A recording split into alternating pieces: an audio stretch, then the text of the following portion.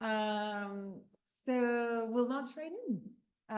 Rich, welcome. Thank you for Hi. being here. Thanks for having me. Thanks for coming on your beautiful Wednesday morning. Yeah, no, it's a great way Yeah. to start the day.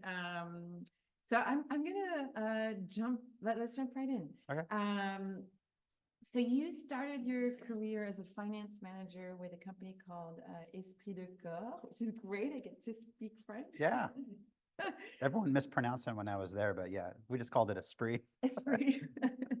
Uh, So you were there for a year and then transitioned to Clif Bar. So I guess my question is, what prompted the transition, yeah. and where was, at what level of growth, how early on was it with Clif Bar when you joined, and what motivated you to join the company at the start?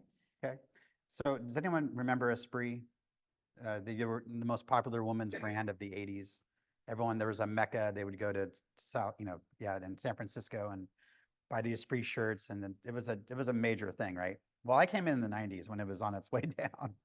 It was owned by a vulture fund, and if you know what a vulture fund is, it's a company that comes in who provides like the last sort of capital to try to revive something, and if they can't do it, then they're gonna either bankrupt it or try to sell it on pennies on the dollar. So, anyways, I was there for a year and a half actually. It was a way for me to cut my teeth in corporate finance. I had an investment background before that, but I wanted to deal with something tangible.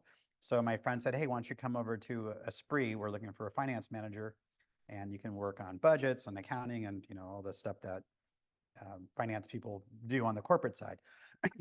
And so I was there, and you could just see the writing on the wall. It wasn't going to survive. And also the woman's clothing, I kind of want to be with a product that I could use. I don't really, and my wife didn't wear the product because it was kind of old. It wasn't like, she's like, "Rich, this reminds me of my teenage years." Now we're in our late 20s. Like, why are you working at this company? So anyhow, I have a Yeah. question on that. When you said the writing was on the wall, so what were the elements? What were the red flags? oh, just declining growth.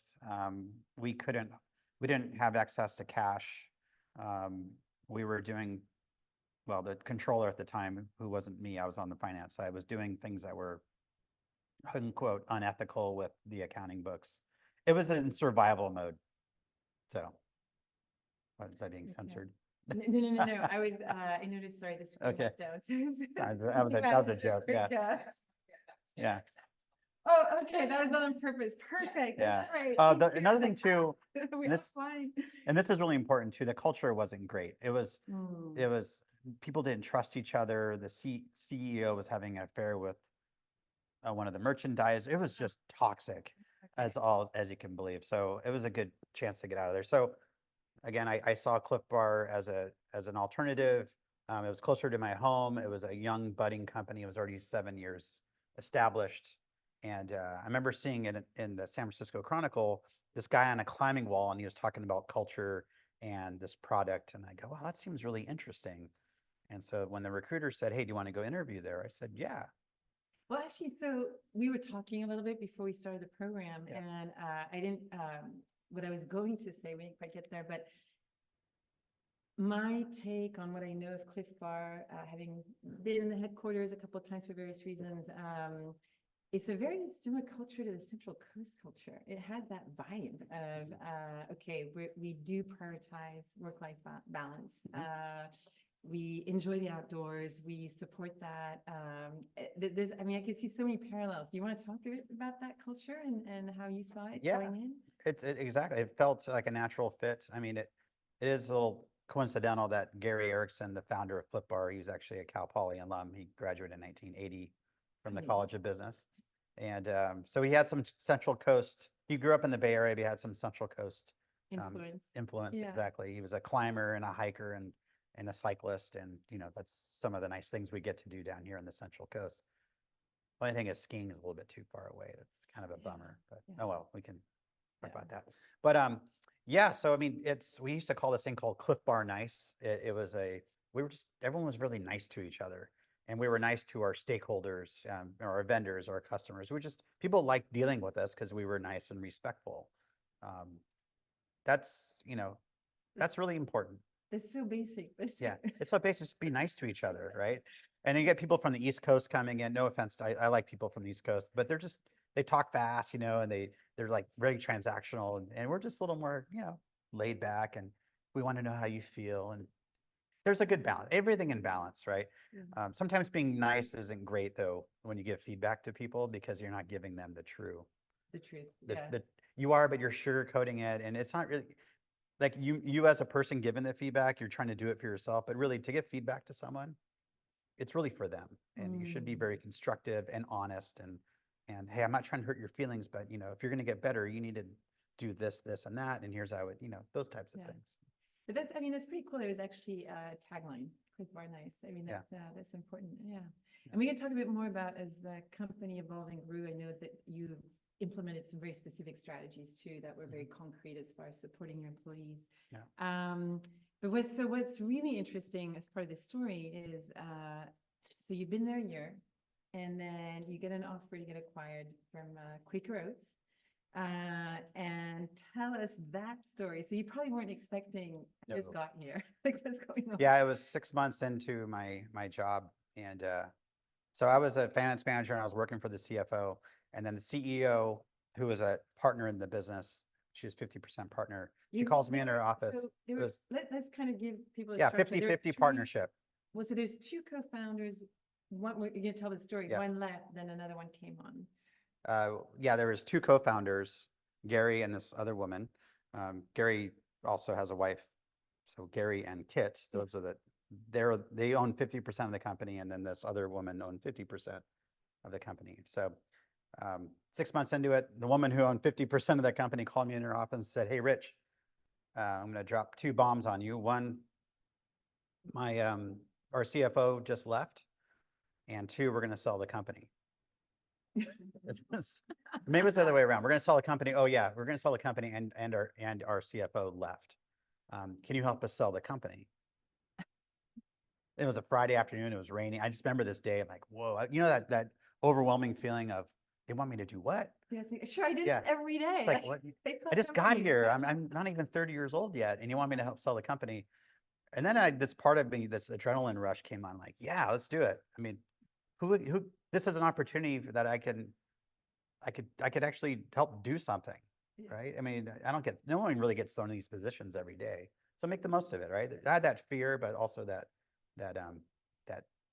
anxiousness of let's go on this journey and try to sell the company. So before the Quaker Oats thing even happened, we were on planes going to Chicago, Minnesota. We're going to other CPG companies like General Mills and Mars Candy and Quaker and all these, so we went on a road show, and that was an experience.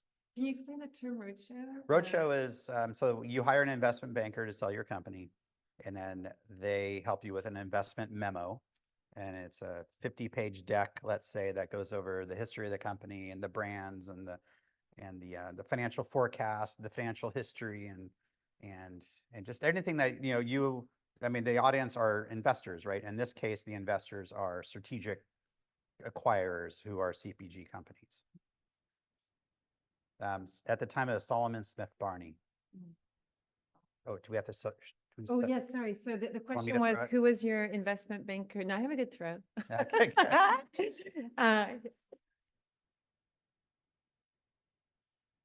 So were both of the partners actively seeking to sell the company?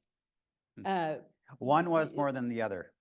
And so the woman was, yeah. When you say the road show, she instigated the sale? No, they both hired the investment banker. Okay. And the investment banker, think of it as a broker who led us on the sale path. Okay. Yeah. Thank you. Yeah. So was it because the Quaker Oats came in, the offer came in, and then you thought, oh, okay, hang on, there's an offer, but let's go shop it around. Is that kind of the? No. So what happens is it's a bidding process. So the investment banker would say, hey, we want your bids on this day, and you can participate or not, right? So we had two bids come in. One was Kraft. Actually, we had four bids, but the two that we chose to go further with was Kraft, and that was $90 million, and then Quaker was $120 million.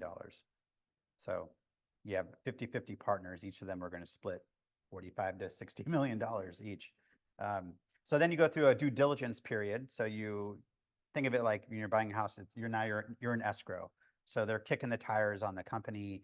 There's a long due diligence list. They're looking at the quality of your earnings, your operations, your formulas, the branding. They're looking at how solid are those projections, because they're buying your company based on future expectation, right? And they're doing valuation based on discounted cash flows and other multiples of other companies. Oh, so another thing that happened right in the same time period, Power Bar, do you guys remember Power Bar? They were bought by Nestle, so there was a multiple or a comp sale there. And then Kraft bought Balance Bar. There was like three at the time, and we were one of the threes. So one of the reasons, like, oh, these big companies are buying out our competitors, they're going to invest a lot of money in them and then buy us off the shelf, and they have these big behemoth behind them. So Clif Bar, the one partner was scared that we were not going to be relevant anymore. So she thought the best way to compete was to sell and have deep pockets to compete. So just to give us a sense of, what was the annual recurring revenue at that time for? Oh, it's the 39 million. 39 million. Okay, just to get a sense of the. And we the were offer. a little bit profitable at the time too. Okay. About $1 okay. million in EBITDA. Sorry, you guys know what EBITDA? So earnings. Okay, Yeah. that's the earnings measure. Yeah. So And so usually it's a multiple of the EBITDA, the offers. Yeah. Yeah. And in CPG, it's usually what, 2 to 3x? yeah, this one was 3x, Yeah. and Kraft was 2x. Yeah. Yeah. And So, okay. So then what happened? yeah, so we Obviously, went through so- yeah, so we went through due diligence, and I remember playing golf with Gary and his brother right before the day that they were going to sign the purchase agreement. And I was looking at this guy, my God, tomorrow this guy's gonna be worth $60 million.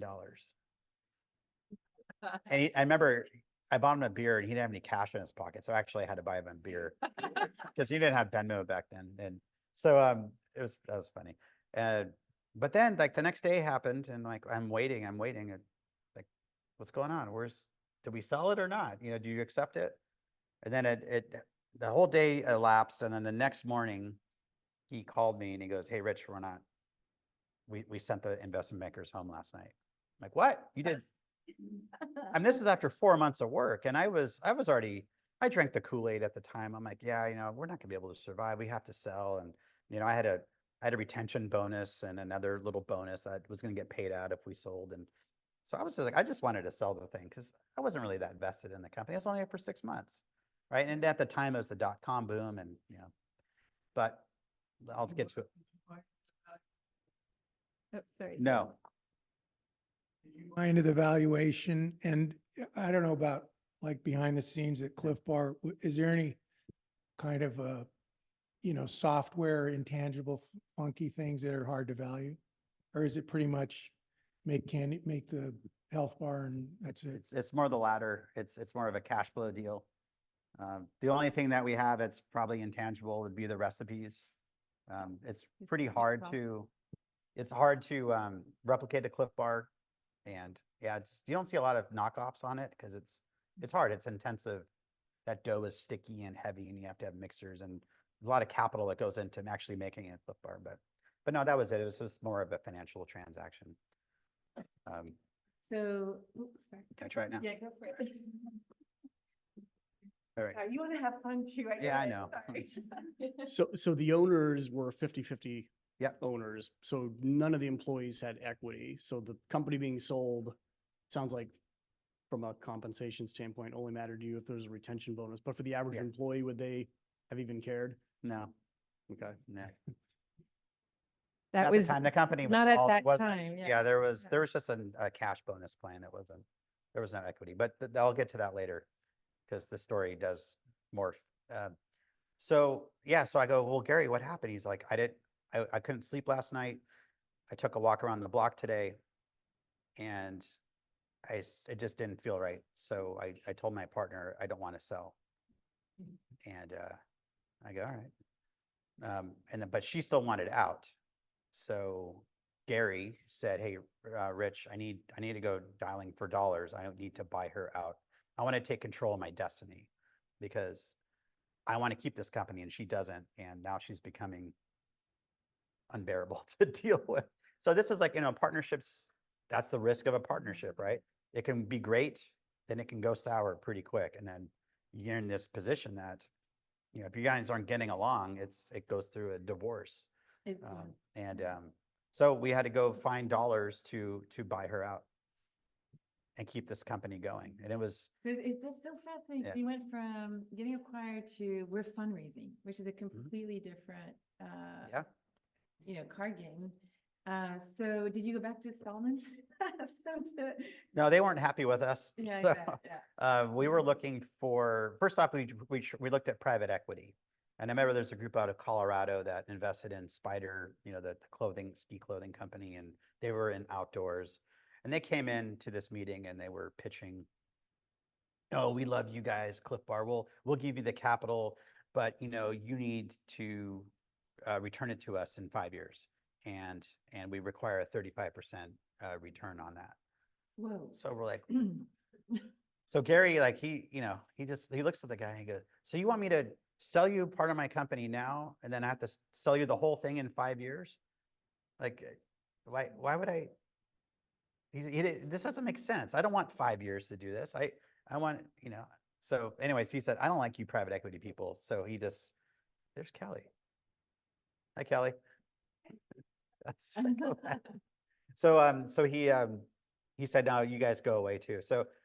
So we did this thing where we bought a third of her out. So Gary can be the majority owner. So he can get over 50%.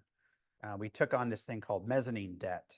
And mezzanine debt is, think of like a loan shark in a way. No, it's a bank type. It's not like a bank that you go and get deposits and withdrawals from. They have investors and institutional investors, and they'll give you a loan. But since we were risky and this was capital coming in just to go out to pay someone out, and a growing company, you need cash to grow, right? So we're bringing in cash and it's going out to this partner. Now we don't have cash to grow, but we have debt. We're saddled with debt on top of it. So it doesn't make sense, right? It's unorthodox. Well, Clif Bar did a lot of things that were unorthodox that ended up being worked out Yeah. in the end. But that's, so we had to take on this debt. Is it like factoring? No, that's more for against, collateral. Collateral for inventory or, Yeah, the only collateral they had was if we defaulted on the debt, then we would have to sell the company and pay off our debt. But at least they gave us a shot, right? And they don't have a seat at the table. Debt investors, they don't sit on your board. They don't vote. They don't do anything except, get in your face if things go south. And if things are doing well, then they're happy. Yeah. So you obtained that loan? In that loan, we bought a third of her out. We made her a silent partner. And then 2 years later, the bank market got really frothy. This was like 2002, 2003. And so we went dialing for dollars again. And we went to commercial banks now, because now we were on their radar. And then other mezzanine banks that weren't as shady as the one we just had. And they're a little more, they're owned by, insurance companies, right? And they're looking for longer term debt. So we got a new debt deal in where we had Union Bank and Bank of America. They did a portion of it, and that's good cheap debt because it's a line of credit. And then we had this other group come in, and then we bought her out 100%. So Gary now owns 100% of the company. He's in charge of his destiny. All he has to do is just pay off debt, and so when you look at debt, you look at debt as a multiple of EBITDA. It's called a leverage ratio. So we were 5 times levered. Whoa. So, Wow. yeah, so we were doing what, 10, you can do the math. We were doing 12 million in revenue. And we had 12 million in EBITDA. We had $60 million in debt to pay off. That's So, yeah. you're a little maybe over leveraged. Yeah, you could say we're over leveraged. But again, he was trying to buy his company, and he had a lot of faith that we can do it. So all we had to do was make profit, right? And then take some of that profit and pay down debt. It was kind of again, simplicity. There's a lot of goodness in simplicity, right? So we just had a goal, right? So 5 years later, we pay down all the debt. Yeah. Well, Because we grew as a company. We didn't buy assets. Clif Bar we had a co-pack or an outsourced model. So all of our product was made at co-packers or bakeries that we outsourced. We own the recipes, but we just bought a finished product from them, and then we sold it and we collected the money. And that working capital cycle was a beautiful thing. And we were in essence printing money at the time. And then all the money that we printed would go to the bank, and we would be left with a little bit, and then we just kept reinvesting. Yeah, The owners never, now the owners are Gary and Kit, they never took any money out yeah, during this cycle, because the money had to be retained to grow the company. right. So- So let's talk a little bit actually about 3PLs, because that's something that any of I know our companies that are involved in any type of manufacturing, that's so many roller coaster rides there with, what was your strategy around that? Did you, you said you had various bakeries. Did you have, backup bakeries? And I mean, because things always seem to come up. How did you manage that? What were the strategies? Yeah, so the strategy was to be very friendly with your bakery. So our supply chain, right? So they're everything to you, because they need to have, not only do they have to have great quality and meet your service levels, so you have to have contracts with them to make sure that they're abiding by the contract. But you need to be with them for a while. You need to have redundancy. They need to have redundancy in case, you have to have insurance in case there's business disruption. It's a lot to manage, but it's so much easier than doing it yourself. Because if you do it yourself, you have to do all that same thing and manage the people and manage, it's mostly the people part of it. And also, and buy the assets, right? Because it's very asset intensive, because when you put a new line in, it's about $40 million for a bakery line for a Clif Bar product. Wow. So, I mean, we didn't have the money because we're paying off debt. They had the money, Yeah. and they had other customers too then there, so they could absorb that. So, Yeah. so it's just being very, very transparent and very, it's a relationship. It really is. Yeah. So, So the question is, did Clif Bar patent their recipes? So I think, yeah, go ahead. yeah, we did. Yeah. Yeah, we had IP against it and trademarks against the brand, so everything was protected. So hang on, how does that work? Because I was actually assuming you wouldn't, because often we're told by our IP lawyers, if you patent a recipe, then it becomes public. And if it becomes public, then you've lost that secret Oh, sauce. yeah, sorry, it's I- not patent, I think it's trade, right? It's protected. Trade secret? It's a trade secret. Yeah, okay, that makes sense. Okay, cool, yeah. I just let the lawyers deal with all Yeah, that. that's the IP side. So, Okay, so let's talk about, so then you're at Clif Bar for 22 years? yeah, So 22, you I might be gone in 6 months. she gone in 6 months, and To this incredible career. all the way so- through, yeah, we saw a lot of growth. There was So a, let's talk about that. Let's break Yeah. that down. Like, what were the big phases of growth for the company, and what were, was it product line launches? Was it going international? Like, let's break down that growth. Like, Yeah. Yeah. yeah, so when I started, it was Clif Bar, the brand, and that's the flagship brand, and then Luna Bar was launched by Clif Bar. You guys know Luna Bar?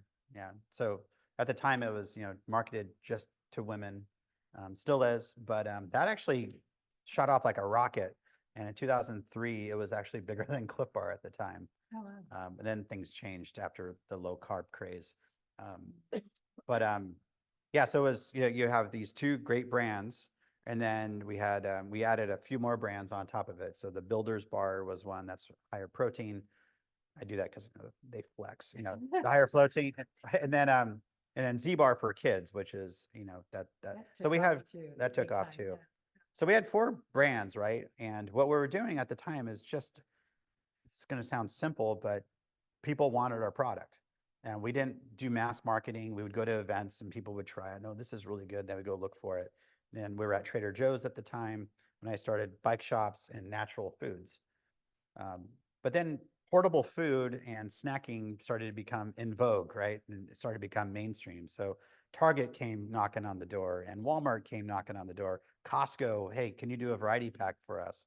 So this is called building distribution and building household penetration. So we were in, at the time, 1% of the households. And all that is that if you take 100 people, 1 has bought your product in the last year. right? But energy bars were becoming, 2, 3, 4 times household penetration. So, Wow. and we were helping drive that growth.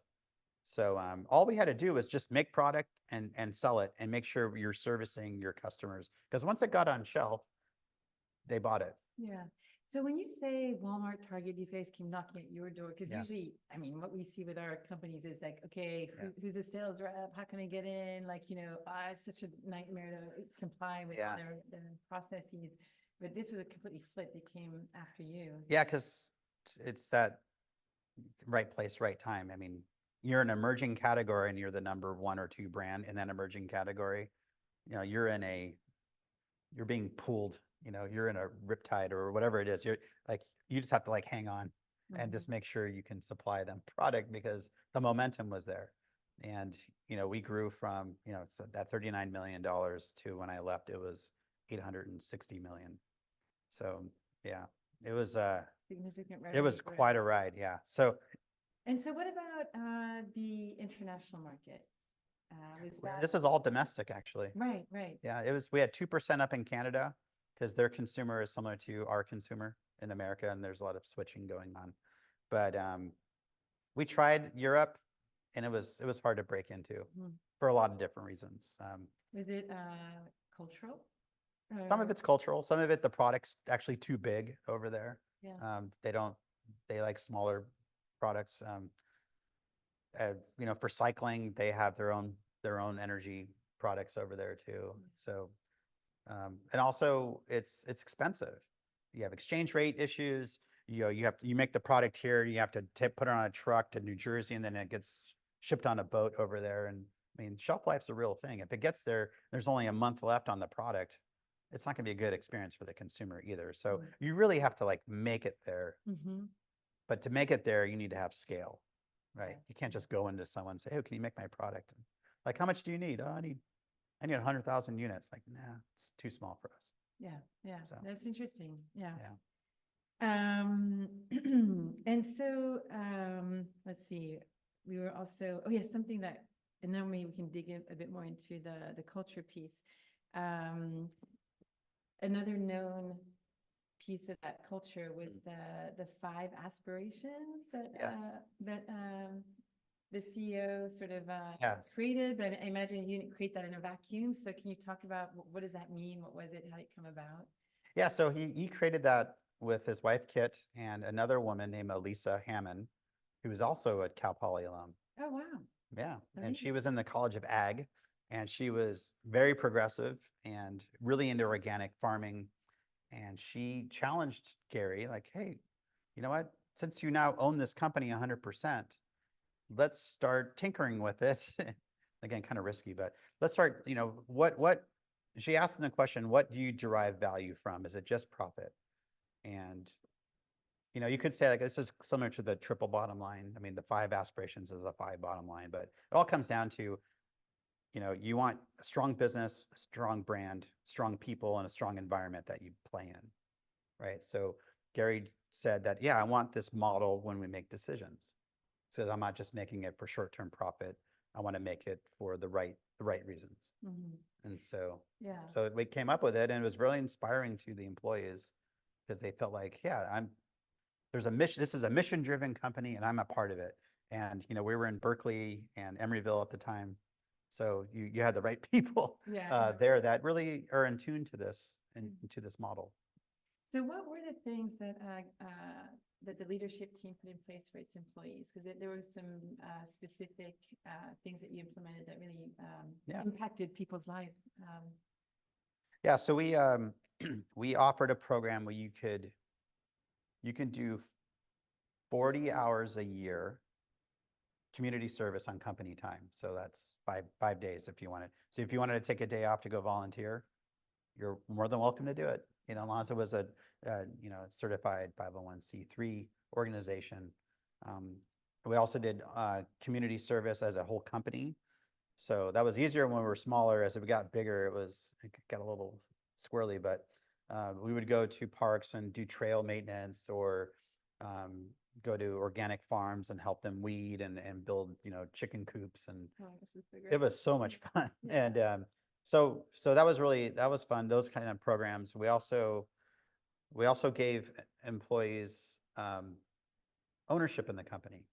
And in my 22 years there, that was my most favorite project I got to lead was, so it was a stock, is called an ESOP, employee stock ownership plan. So we actually gave free shares to the employees that amounted to 20% of the company.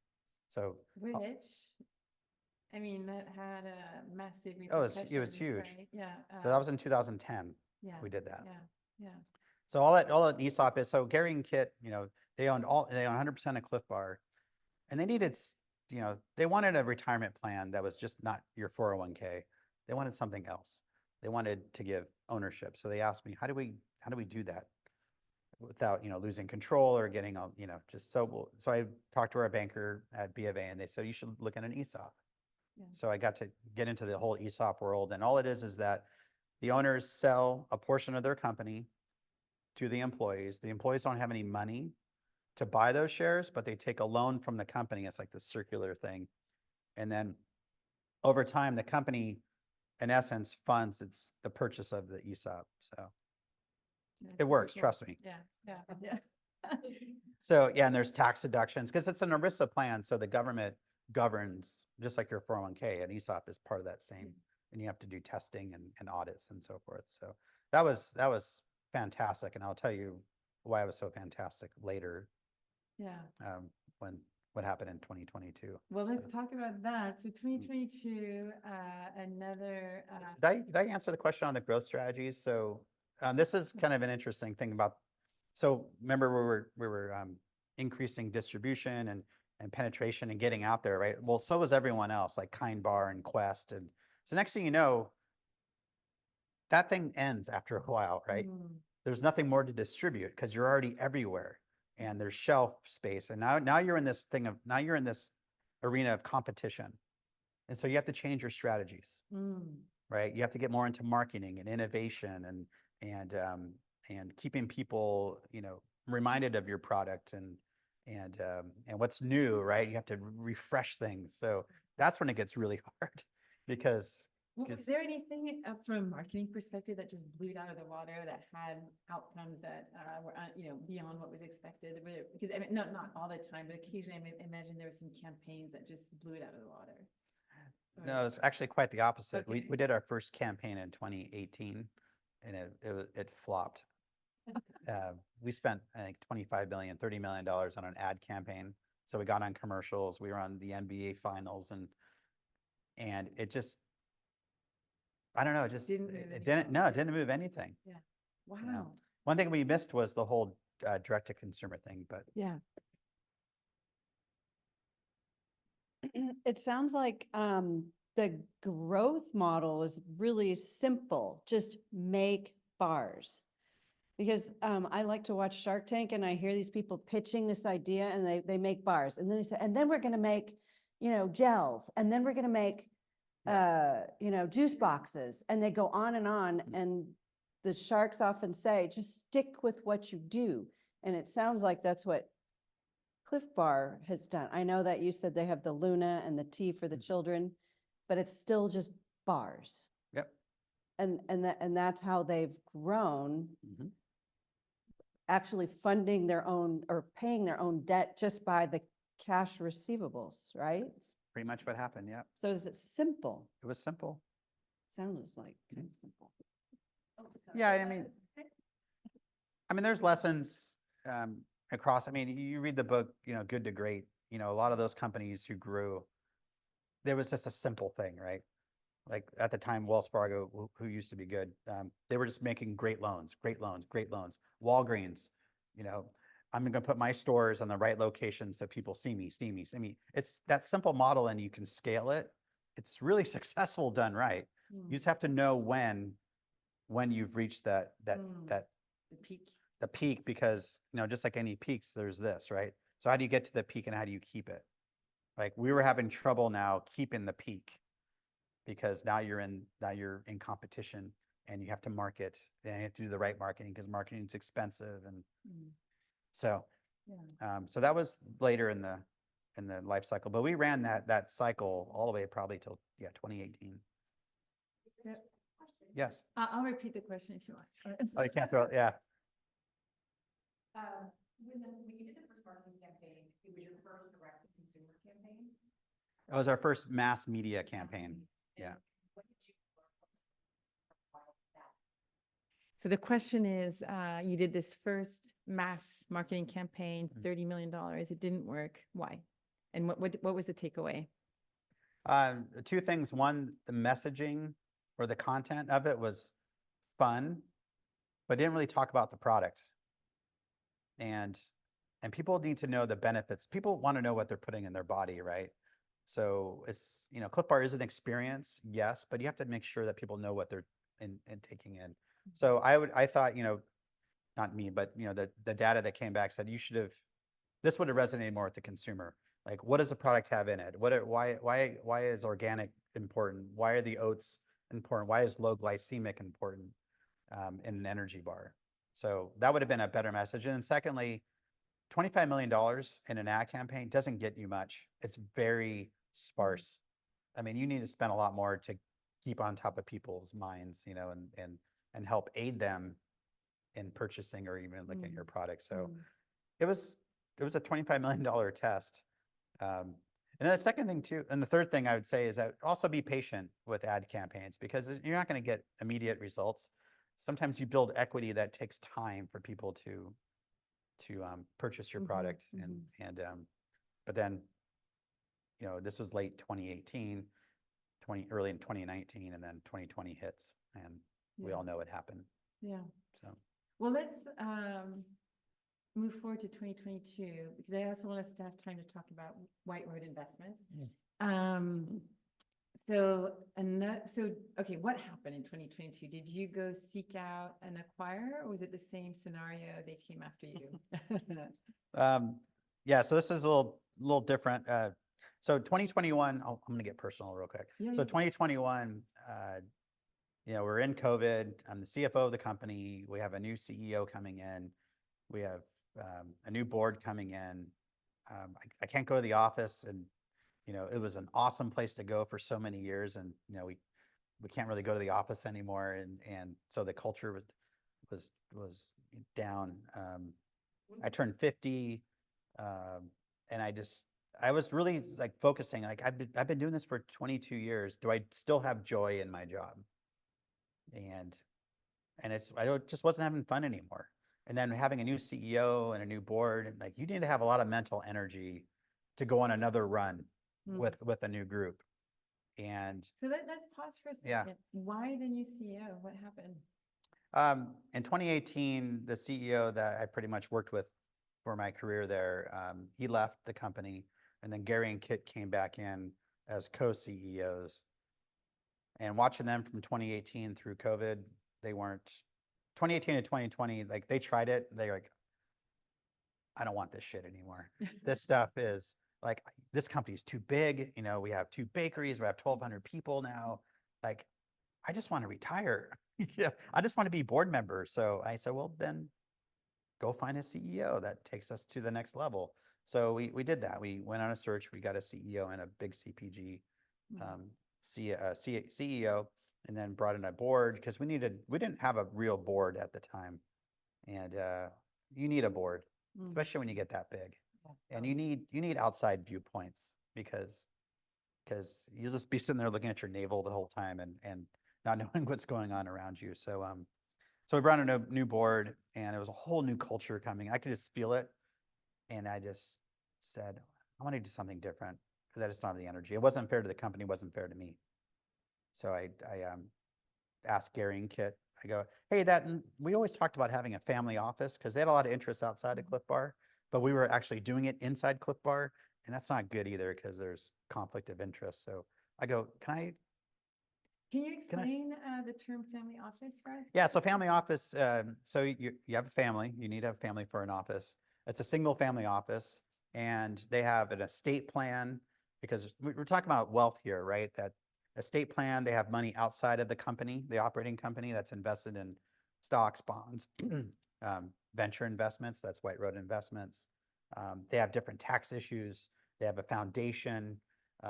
There's just things that, they have a winery, and other people have other business interests. So someone needs to manage that. So and it's really popular now too. These families, they go out and they hire people and they make a family office, and that manages their affairs, all their investments.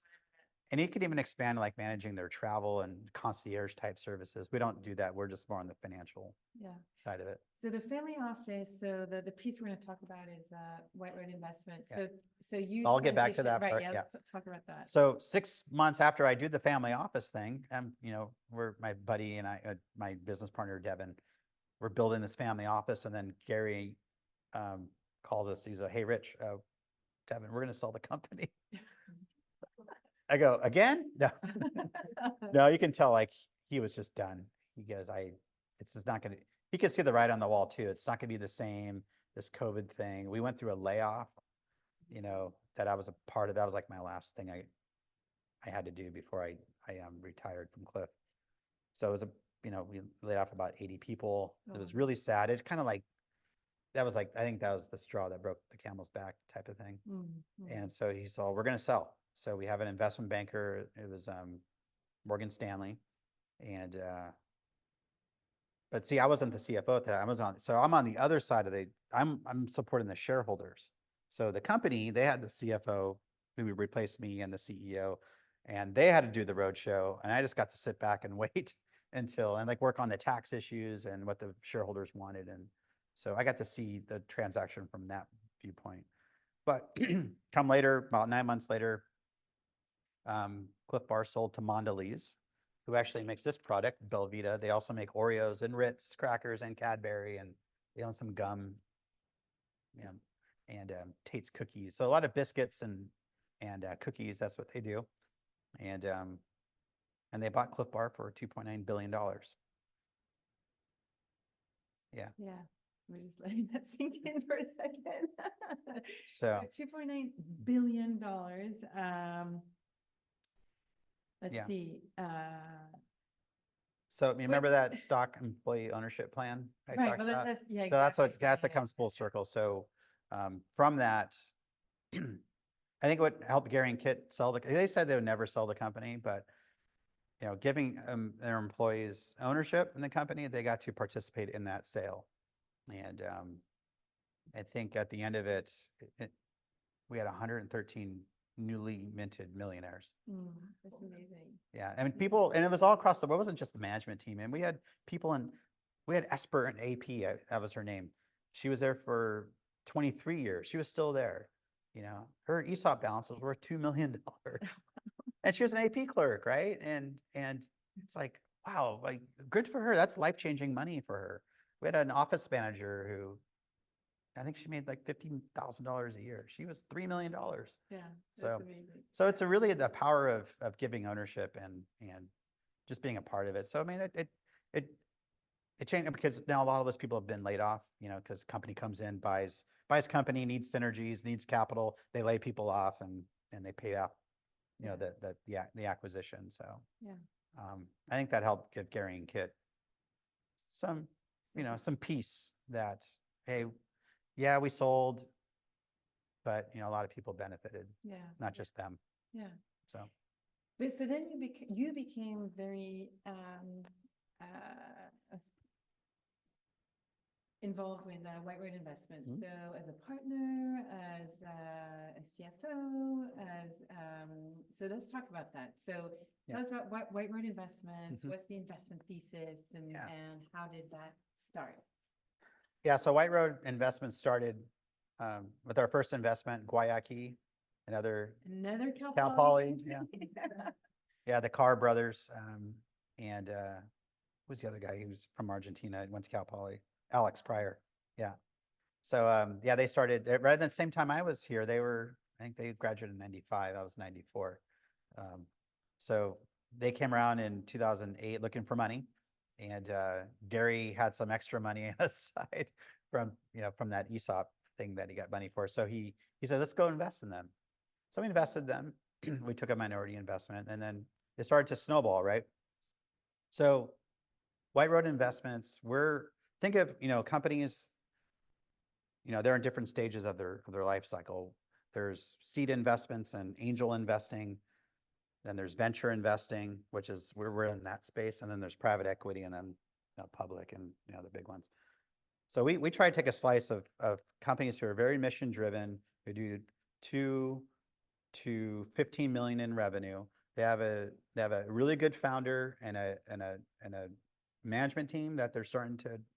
It's not just a founder, but a founder and maybe there's a COO or CFO or CEO. They're on the cusp of being profitable, or there's a path to being profitable. They have a great product. They're in a market that can scale. Maybe they're a challenger brand. And then, and we're patient.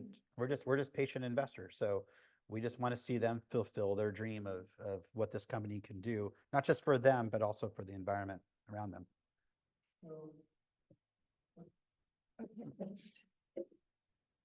Can you describe the story between Whitewood Investments and the guys you're investing in from their perspective? Like you told me that story at the beginning about Yes. how Private cutthroat. equity. Yeah. So you guys must be So there's some stories here. Yeah. So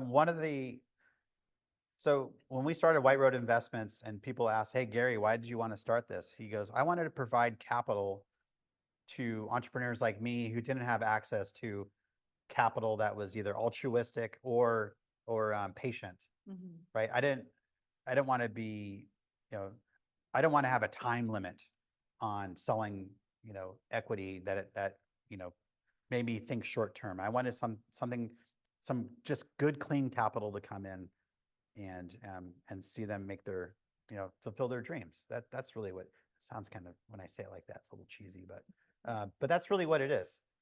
I'm trying to provide different capital. Well, he's providing a solution to a problem he experienced. Yeah, exactly. And And that's what an entrepreneur mindset is, right? They're Right. trying to always Solve solve the for something, problem. solve the problem. So,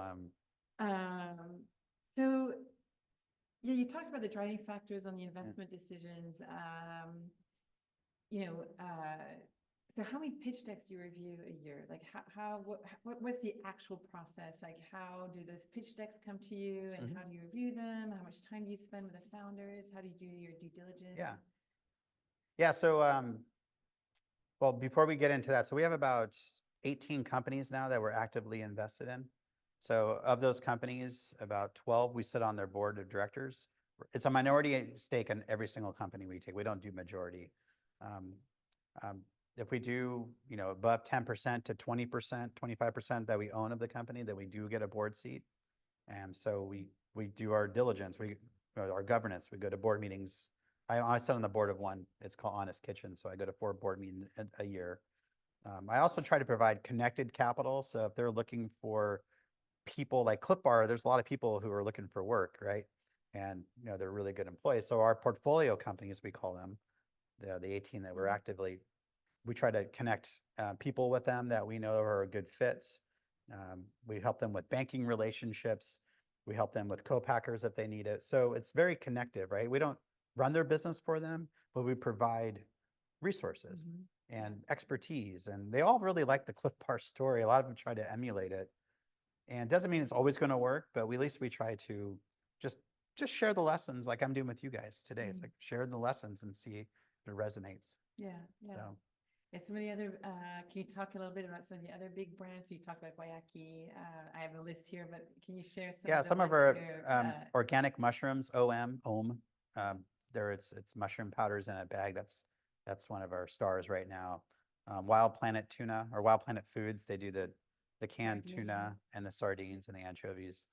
When you think about it, like tuna, but it was a great idea at the time. And there's Bumblebee and Chicken of the Sea and Starkist, right? And it was such a, there was no innovation in tuna.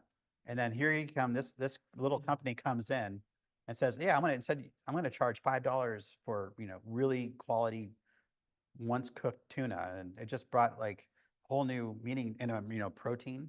Yeah. And it's really good, clean protein for people. And that grew from 2 million to 150 million.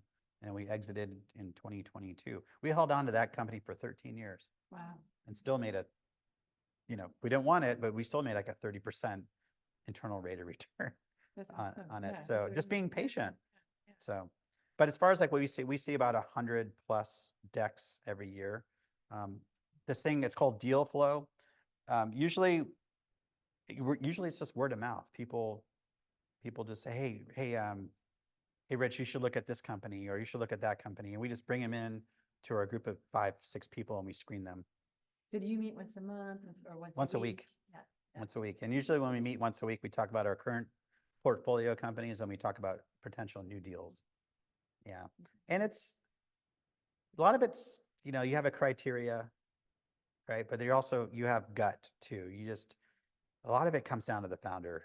Like, do you believe in that founder's mission? Do you believe in their integrity? Do you believe in what they've done in the past? And is it going to relate to the future? I mean, there's a lot that goes into it. And it's just by meeting people, you start to get a sense for what they can do. Not everything's going to work, right? But you start to there's patterns that you identify and people you really want to work with. And those are the ones that you really comes down to the investment decision. So you talk about the integrity of the founder and getting to know the founders. Do you actually, when you do your due diligence process, Yeah. do you go spend time with them and just spend days at the office and just how does that process work? Yeah, so as a screening process, we can't go see everyone, right? So we knock a lot of things out up front. Like we get a lot of food pitches, right? So we get a lot of drinks and coffee and chocolates, and usually we say no because those are really competitive and they're great products, but it's just, how are you going to scale it, right? We try to look more for challengers that really have a really good investment thesis. So once we get into it with them, then we do a letter of intent. We look at the data room. We do the data room first. Then we get a letter of intent to them. And then if we're in due diligence, yeah, we do go out and we visit their company. We look at their operations. We meet their management team. We have dinner with them, which is always important. Yeah, dinner is always that's always Breaking bread with interesting. people Yeah. you can start to get a true sense. And then talking to their employees too. Yeah. Just not just the management team, but like walking around. 5 minutes. Yeah, I think we're doing good, right? We're getting through the. I thought you were talking about talking to employees. Yeah. So. Okay, last question. And are there any questions online, Madison? We're good. Okay. What startup industry trends are you seeing? So obviously you guys are a bit focused on CPG, on consumer goods. So maybe we'll focus on that. But are you seeing trends for short-term 2024 and maybe more long-term trends? A lot of upcycling and side cycling or side streams, upstreams. A lot of people are doing really neat stuff. They're taking food waste, and which is perfectly good. That usually goes to pig farmers, and actually taking that food and seeing if you can reuse it in products. That's going to keep the prices, because inflation right now is so rampant, especially in food. You're keeping prices down because you're upcycling perfectly good stuff. So we're seeing a lot of technology and drying products, keeping its nutritional value. Beer, the beer making process has there's a lot of grains that are used, right? But those grains can still be used. So yeah, we're seeing a lot of that. There's a lot of science involved in it. It's kind of like ag tech. Yeah. Which we don't. Tech. Food tech. Yeah. Food tech word gets thrown around a lot. Yeah. So that and we're seeing that. Carbon. We saw a company recently. So when you use carbon to make an airplane, wing, use virgin carbon to do that. And when you do that, 30% of it is scrap. But that's good carbon. Like it's just not virgin carbon. You can still use it for things. So this company actually takes all this carbon, they melt it down. I don't know the process, but they some sort of melt it down into these little beads, and they sell it as an ingredient to Tesla, who uses it for cars, right? Because you want to keep these cars light. The EV industry wants light cars that's strong. So yeah, use carbon. You're not going to see it. It's not on the outside of the car, but it's parts of the car inside. You don't see that. You need that strength. So there's just people doing really cool things with waste. That's so cool. Yeah, and I personally I think it's a pretty neat opportunity. I want to get a consultant on our in White Road to help us like look for these and like how do you measure the value of these kind of companies and how do you scale it type of thing. because the Yeah. product is good. But it's not branded products, it's more ingredients. It's Mhm. more B2B type thing. So, That's- so that's a big trend. But then in the food industry, we're seeing a lot of the same stuff, just trying, oh, we have a question over here. Yeah. You wanna- Oh, sorry. So question is, are you only investing in food? Food or like this company you're talking about, like upcycling waste, would that be something like, oh, I can get in that? Absolutely. And so basically, who do you invest in? What type of companies? Yeah. Oh, actually, we haven't done a lot of food investing. We've done add-on investing on our current food companies, like organic mushrooms, as I mentioned. But we haven't really done a lot of food lately, just because there's not a lot out there and the valuations are pretty high. And it's hard to scale and there's tons of a competition. So yeah, we want to get more into upcycling because we think that's an emerging sector. The last investment we made was Eagle Creek, which is a luggage company. Oh, yeah. Doesn't sound very sexy, right? I mean, I've it's seen them luggage. on Instagram. Yeah. Yeah, but that used to be a $50 million brand. And then VF bought them. VF owns North Face and Vans, I think, and not Timberland. They're a house of brands. So they bought them. And then COVID hit and no one's traveling. And Eagle Creek went from 50 million to like 6. Well, And there was a guy inside VF who loved the brand so much and wanted to revitalize it. He actually bought it for pennies on the dollar because they were just going to scrap it. VF was just going to say, just put it away. And he goes, no, I'm going to buy it. So he bought it with using his, he leveraged his mortgage and took money from his family and really just, again, great guy. We knew him and we wanted to support him. So we made a $5 million investment in Eagle Creek because we want to see this come back. And we like it so much because they're great to their employees. They're great to their customers. Like if you have an Eagle Creek bag, like a lot of people have them, they're like 15 years old. If you have something broken on it, just send it back to them. They will fix it. So it's keeping these bags, reusing and recycling Yeah. while selling new ones too. And we think they can get back there just by executing it and using their brand. So has the revenue started ramping back up? it's taken a while. Usually after you make a deal, revenue drops for some reason. I don't know why. It's just a phenomenon. So It's for the long term. It's for the long term, that's It's gonna be right. Fine. so He's located. So Ah. the question is, where are these companies located? they're usually in the West. Yeah, Yeah, West Coast. West Coast Yeah. based. Mhm. Not a lot on the East side.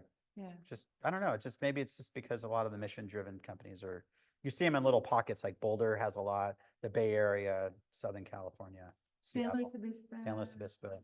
We actually are looking at one that came out of the incubator recently. Yeah. Trick Robotics, you guys heard of that one? Yes, one of our startups. Yeah. Yeah. Yeah, they came to us and they're a little early for us right now, but we really like their mission and we like, can't remember the guy's name. Adam Stager. Stager, yeah. Yeah. I just met him once on He's Zoom. a phenomenal. Yeah, founder. I like that guy. I'm gonna advocate a little bit. He's Yeah. off the charts. Yeah. Yeah, great. yeah, right now they're looking for debt, but we Yeah. don't do debt, but they are going to do an equity round, I think, in a year or so. Yeah. So once they can get to that round, we're definitely going to look at them.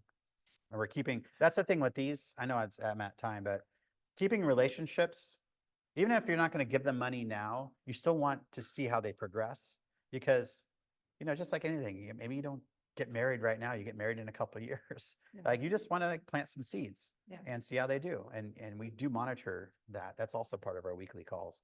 And then when the time's right, then they say, hey, White Road, we want capital now. And We're ready. we're ready and we're ready to invest. Yeah. So. So I know our time, but I can't resist, can't leave without this Hmm. last question.